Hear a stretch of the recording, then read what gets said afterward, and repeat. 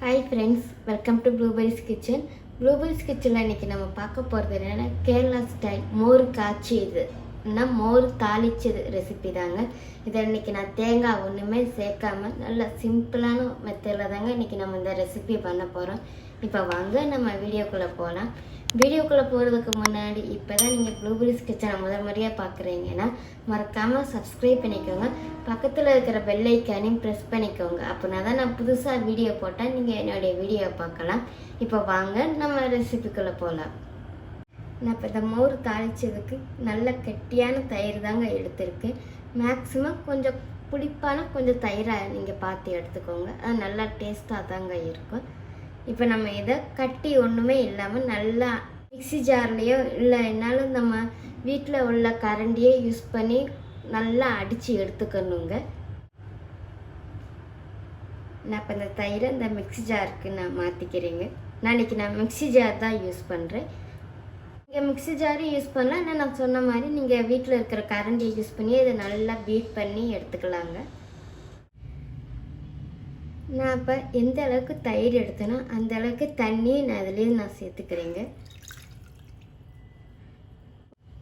இப்போ நம்ம இதை நல்லா கட்டித்தன்மை ஒன்றுமே இல்லாமல் நல்லா அடித்து எடுத்துக்கலாங்க.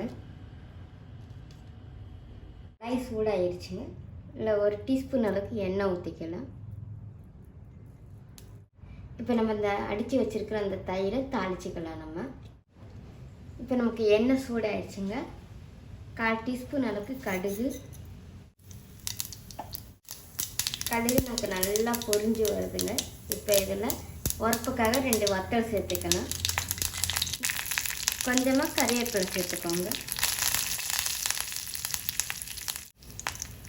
1/4 டீஸ்பூன் அளவுக்கு இஞ்சி இந்த மாதிரி பொடியாக கட் பண்ணியும் சேர்த்துக்கலாம், நிகழமாக கட் பண்ணி சேர்த்துக்கலாம், நம்ம விருப்பம் தாங்க.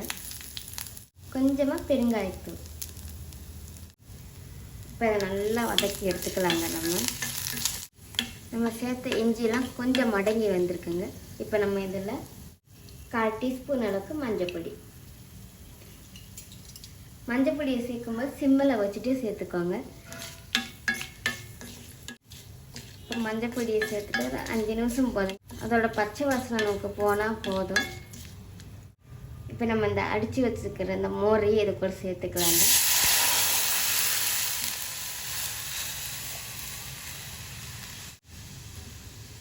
மோர் நமக்கு லேசாக சூடாகி வந்தால் போதுங்க. கொதிக்கணும் தேவையில்லை. கொதிச்சுன்னா திருப்ப மோர் பிரிஞ்சு போகிறதுக்கு சான்ஸ் இருக்குது. அதுக்கு தான் லைட்டாக சூடாகி வந்தாலே போதும் நமக்கு.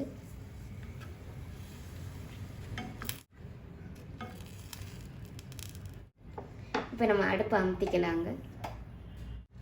அடுப்பை அமுத்திட்டு நம்ம இந்த ஸ்டேஜில் இதில் உப்பு சேர்த்துக்கலாம்.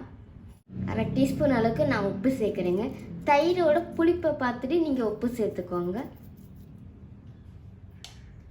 உப்பு சேர்த்துட்டு மிக்ஸ் பண்ணி கொடுத்துக்கோங்க. அவ்வளோதாங்க. இப்போ நம்மளோட அருமையான கேரளா ஸ்டைல் மோர் தாளித்தது நான் தயிர் காய்ச்சி இது ரெடி ஆயிடுச்சுங்க. நல்லா சிம்பிளான மெத்தடில் தேங்காய் ஒன்றுமே சேர்க்காமல் வெறும் ஒரு 5 நிமிஷத்துக்குள்ளே பண்ணக்கூடிய ஒரு சிம்பிளான சைடிஷ் ரெசிபி தாங்க இன்றைக்கி நம்ம வீடியோவில் பார்த்துருக்கோம். மறக்காமல் ட்ரை பண்ணி பாருங்கள். இது மட்டும் போதுங்க. நமக்கு சோறு கூட வச்சு சாப்பிட்றதுக்கு வேறு ஒன்றுமே தேவையில்லை. ஒரு சிம்பிளான சைடிஷ் ரெசிபி தாங்க இன்றைக்கி நம்ம வீடியோவில் பார்த்துருக்கோம். இந்த ரெசிபி உங்களுக்கு பிடிச்சிருக்கோன்னு நினைக்கிறேன். பிடிச்சிருந்துச்சுன்னா மறக்காமல் ட்ரை பண்ணி பாருங்கள். ட்ரை பண்ணி பார்த்துட்டு எப்படி இருந்துச்சுன்னு கமெண்ட் பண்ணுங்கள். மறக்காமல் ப்ளூபெரிஸ் கிச்சனை சப்ஸ்கிரைப் பண்ணிக்கோங்க. தேங்க்யூ.